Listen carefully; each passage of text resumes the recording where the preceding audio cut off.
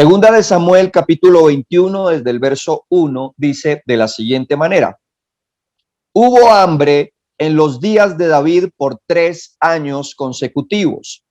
Y David consultó a Dios y Dios le dijo: es por causa de Saúl y por aquella casa de sangre, por cuanto mató a los gabaonitas. Entonces el rey llamó a los gabaonitas y les habló.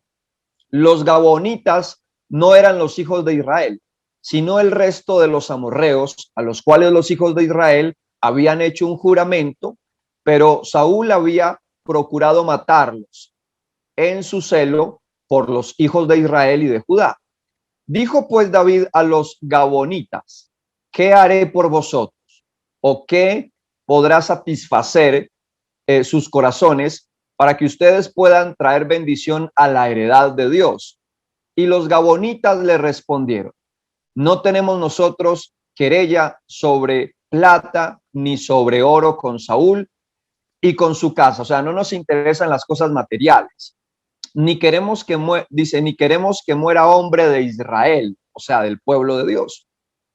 Y él les dijo: lo que vosotros diga, lo que vosotros dijereis, haré. Entonces respondieron al rey: de aquel hombre que nos destruye o que nos afectó y que maquinó contra nosotros para exterminarnos, sin dejar nada de nosotros en todo el territorio de Israel, désenos 7 varones de sus hijos para que los ahorquemos. Escuchen esto: delante de Dios en Gabá de Saúl.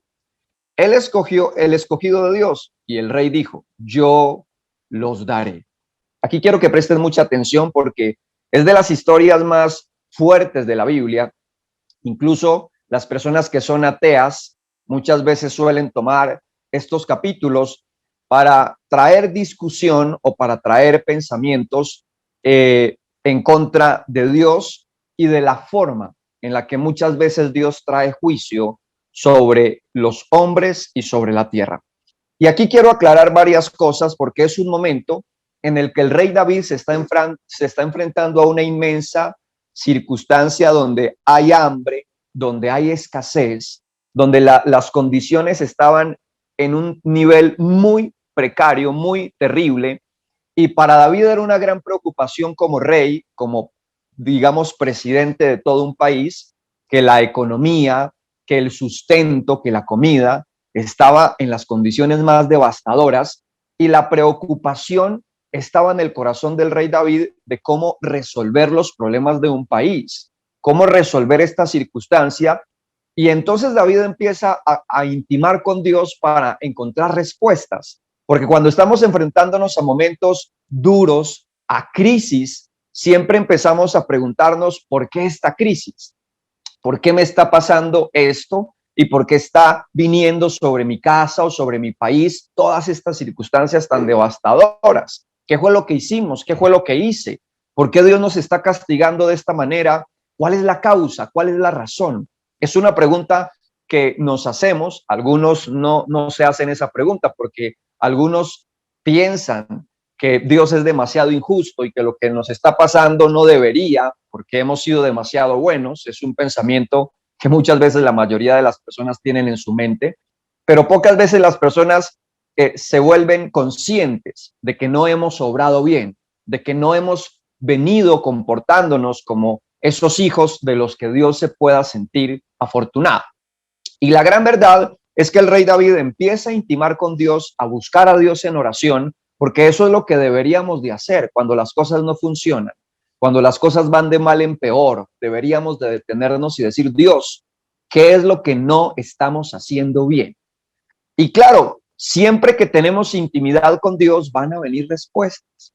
Y la respuesta de Dios a David es, claro, el hambre que está viviendo el país por estos 3 años, las consecuencias del hambre que Dios trae sobre la tierra, esa causa de Saúl, esa causa del rey anterior a usted, que no hizo las cosas bien, y que las malas decisiones del rey Saúl afectaron a todo un país. Impresionante cómo las malas decisiones de un hombre afectan toda una nación y todo un país. Las malas decisiones de un hombre encabezando a una familia, afectan a sus hijos, afectan a su esposa.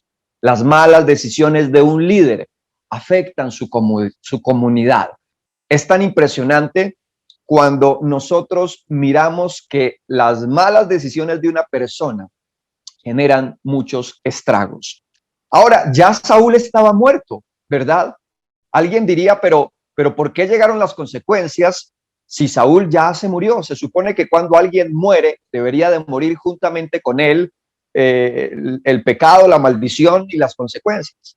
Pero resulta de que cuando usted va a la Biblia, hay algo muy hermoso. La Biblia tiene una armonía preciosa y Dios no hace nada porque le parece, por casualidad.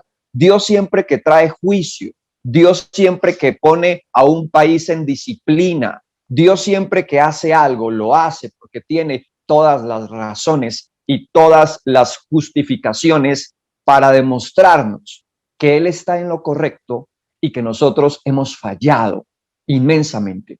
Cuando usted va al libro de Josué, y esto se lo dejo para que lo tenga de tarea, cuando usted va al libro de Josué, en el capítulo 9, los israelitas en ese tiempo, antes de conquistar la tierra prometida, los gabonitas, este pueblo, en algún momento se da cuenta que los israelitas vienen conquistando los terrenos, que vienen conquistando la tierra, que Dios fue grande con Moisés, liberándolos de la esclavitud.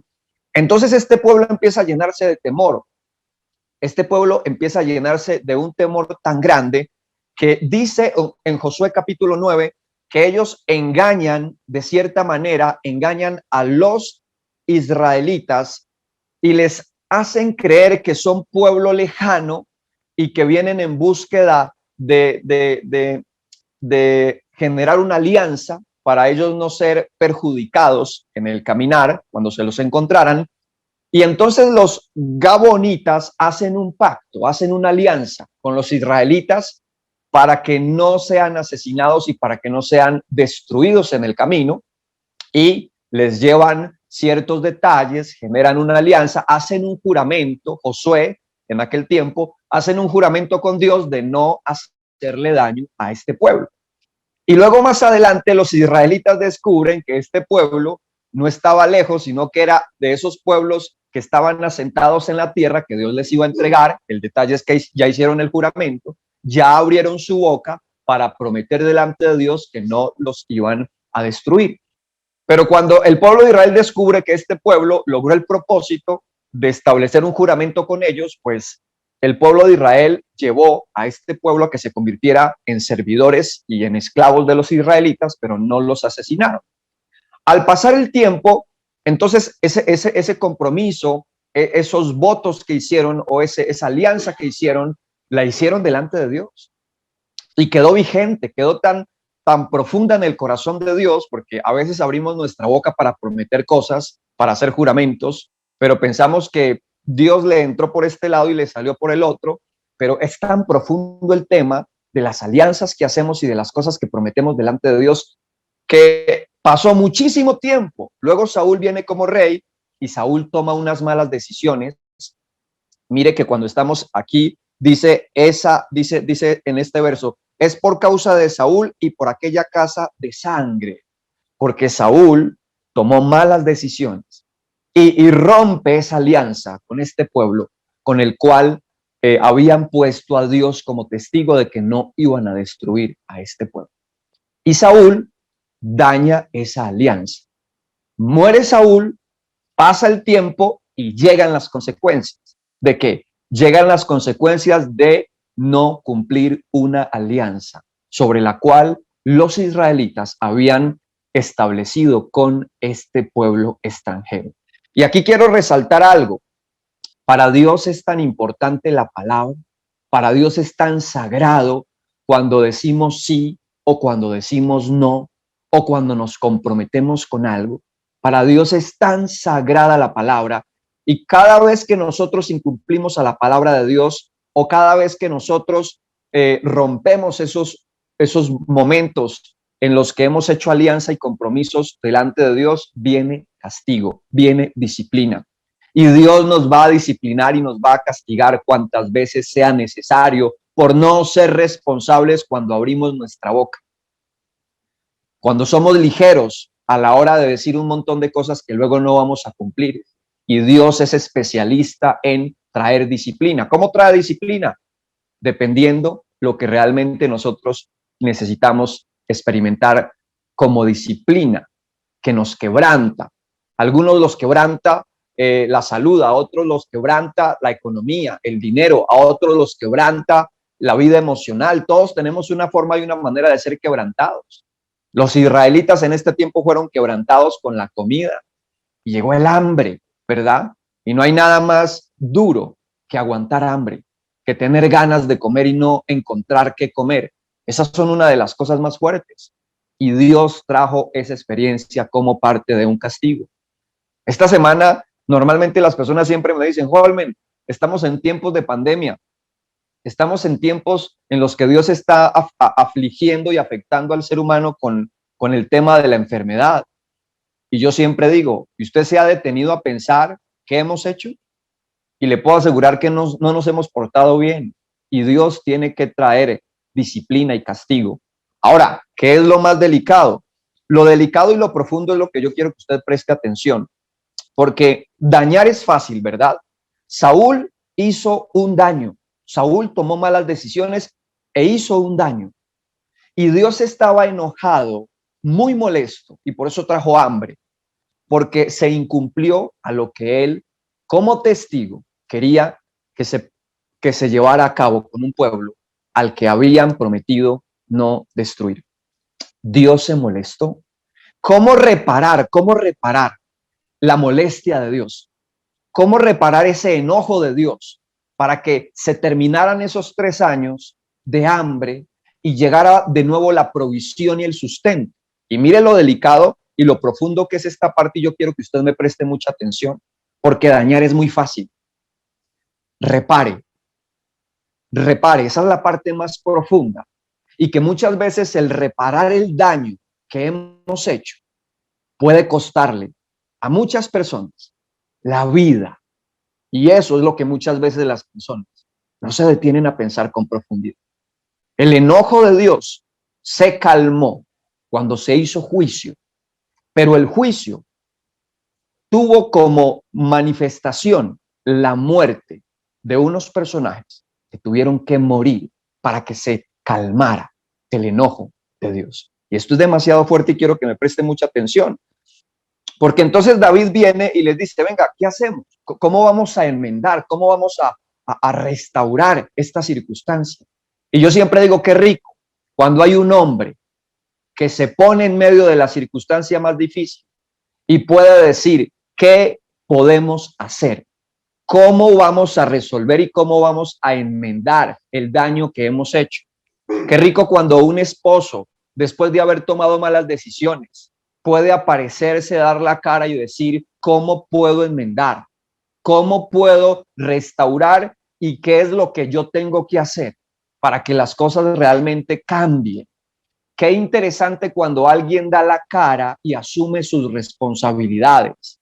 Qué interesante cuando dejamos de buscar culpables por otros lados y cuando decimos, yo asumo mi responsabilidad y asumo el precio que haya que pagar con el propósito de que Dios y mi relación estén en las mejores condiciones.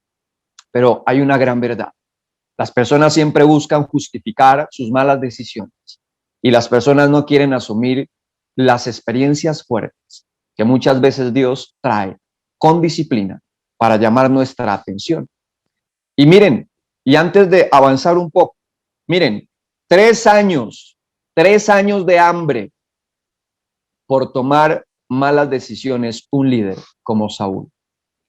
Hoy estamos en tiempos de pandemia difíciles. La mayoría de las personas me dicen que esto se acabe, que esto se acabe. Llevamos 1 año y medio. Los procesos de disciplina de Dios duran buen tiempo. Y la gran verdad, preparémonos, porque 3 años de hambre, ¿cuántos años podemos continuar en este proceso que estamos viviendo? Y la gran verdad es que los años van a ser largos en procesos de formación, porque aún hay muchas cosas que deberíamos de detener a pensar que no hemos estado haciendo bien en nuestra vida cotidiana y en nuestra relación con Dios. En eso deberíamos de pensar. ¿Qué no veníamos haciendo bien? ¿Y qué es lo que Dios quiere que podamos corregir hoy a tiempo para que después no terminemos nosotros perdiendo la vida como parte de ese juicio por no haber detenido nuestro corazón para meditar? Escuchen bien. Entonces, claro, ellos dicen, nosotros no queremos cosas materiales. La forma de resolver este problema es que tomemos hombres de esa familia y sean llevados a un juicio de muerte. Fuerte, ¿verdad? ¿Y sabe qué es lo más fuerte? Lo más fuerte es que Dios lo permitió.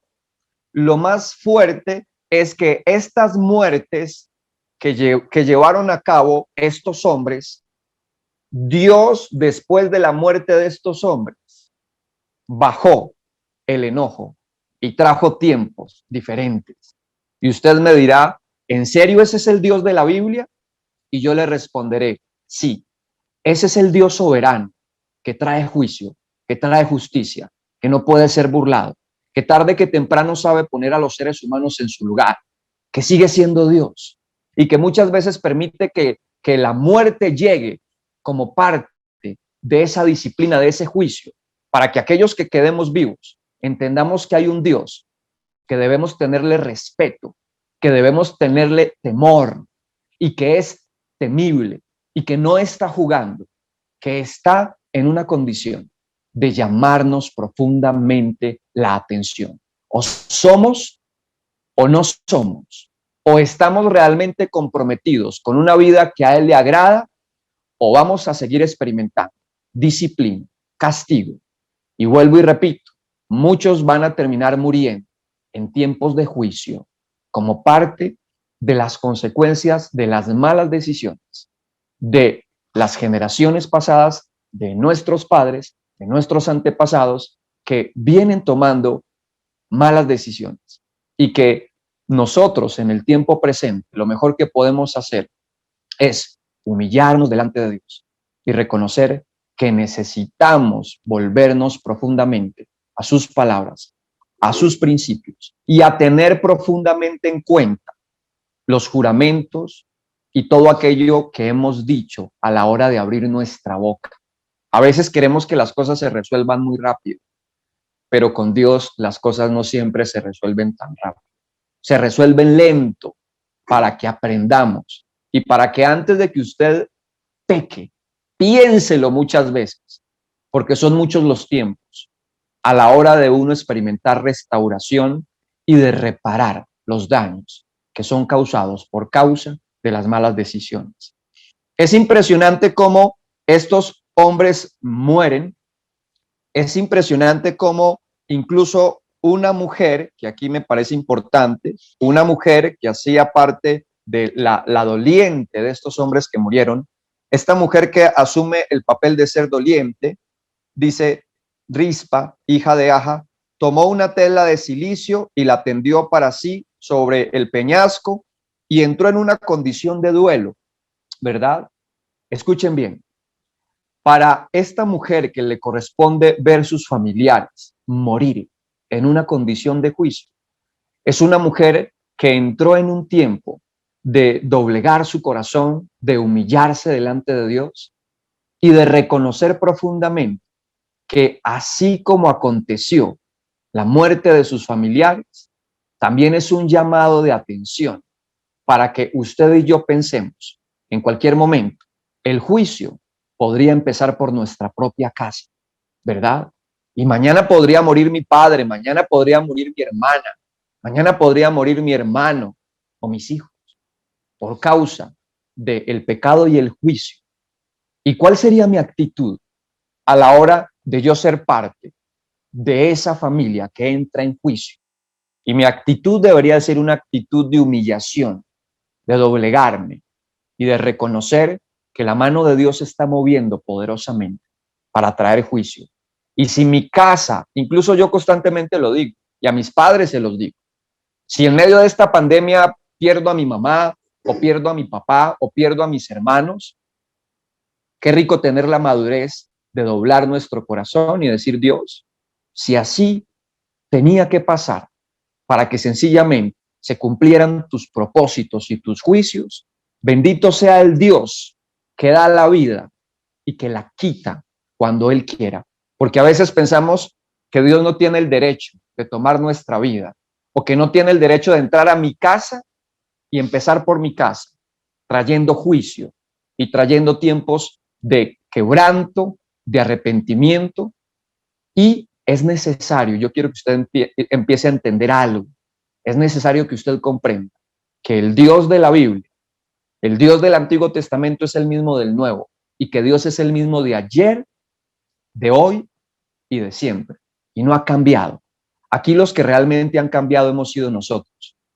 Y muchas veces me da mucho dolor que muchas personas no conocen a Dios por cuanto no leen profundamente la palabra para descubrir que las cosas que estamos viviendo hoy hacen parte de esos juicios de Dios, en los que siempre diré que Dios tenga misericordia de nosotros. Pero seguirá aconteciendo juicio, seguirá complicándose el sistema, seguirá complicándose en los hospitales, las ciudades, todo se seguirá complicando. Y siempre diré una gran verdad: preparemos cada vez más nuestro corazón para las experiencias duras y fuertes. Y que Dios nos ayude a crecer en una mente y en un entendimiento sabio de lo que Dios está haciendo en medio del planeta. A mí me marca mucho una parte en otra porción de la Biblia que dice que si Dios enviara espada, hambre, peste sobre la tierra y aparecieran unos hombres específicos en los cuales se mencionan a Daniel, en los cuales se mencionan a personajes bíblicos que marcaron la diferencia por tener una vida de obediencia y por tener una vida que marca las generaciones de aquel entonces con una vida que agrada a Dios. Y Dios dice, si pasa hambre, espada, pero estos personajes están en medio de esas circunstancias, ellos salvarían sus vidas, solo ellos salvarían sus vidas por su vida de obediencia. Tremendo, ¿verdad? Entonces creo que deberíamos de cuestionarnos profundamente cuál es la vida de obediencia que estoy asumiendo yo delante de Dios. Y qué rico en estos tiempos de pandemia, qué rico aprovechar esta peste en que mueren las personas para decirle a nuestros familiares, revísense, analícense cómo estamos delante de Dios, porque no crea que la vacuna le puede salvar la vida, ¿sí? La vacuna no es garantía de que usted no le dé el COVID. La vacuna no es garantía de que el juicio llegue a su casa y a mi casa. Y lo mejor que podemos hacer con nuestros familiares es, no se confíe en la vacuna, confíe en Jesucristo y cómo está usted en su vida de obediencia con Dios, por si el juicio llega a casa. Hace poco, termino con esto, hace poco alguien me decía, ¿puedes orar por mi familiar que está enfermo en el hospital por causa del COVID? Y cuando esta persona me pidió oración, Dios en mi corazón había puesto el pensamiento de que esta persona se iba a morir. Y cuando esta persona me dijo, ¿puedes orar por mi familiar? Mi respuesta fue, voy a orar por ti y por tu familia, para que se hagan sensibles a este tiempo que estamos viviendo. Y voy a orar para que Dios te dé la sabiduría de acercarse a ese familiar que está en el hospital y se ponga en paz con Dios. ¿Y sabe qué pasó? A los días murió el familiar. No se levantó. Vino el juicio. Y siempre diré que cuando el juicio llega, que Dios nos tome confesados y arrepentidos y en paz con Él. Y este es el momento para que nuestros familiares se pongan la verdadera vacuna, Jesucristo, y estar arrepentidos para que realmente no terminemos padeciendo la inmensa tristeza de que un familiar se nos murió sin Cristo. Pero si un familiar se nos muere en arrepentimiento, bendito sea el Dios que ha tenido misericordia de nosotros y de nuestra familia. Muy fuerte esta historia y hay muchas más en la Biblia para entender que Dios es un Dios serio que trae juicios tarde que temprano sobre la vida de los seres humanos. Termino con esto. Oremos profundamente para que Dios nos ayude, porque se vienen tiempos duros, complejos y difíciles. Padre, gracias en Cristo Jesús por regalarnos este tiempo. Te pido que bendigas inmensamente cada uno de nuestros corazones, que nos ayudes a ser perseverantes, a ser valientes, y que nos des el entendimiento de los tiempos que estamos viviendo y que nos prepares. Si el tiempo del juicio llega por nuestras casas, ayúdanos, Dios, a entender, a aceptar y sencillamente humillarnos, reconociendo que solo tú tienes el poder y el control y eres soberano para hacer como tú quieres en Cristo Jesús. Amén y amén. Les bendigo a todos, les mando un abrazo gigante, muchas bendiciones. Amarte más, necesito amarte.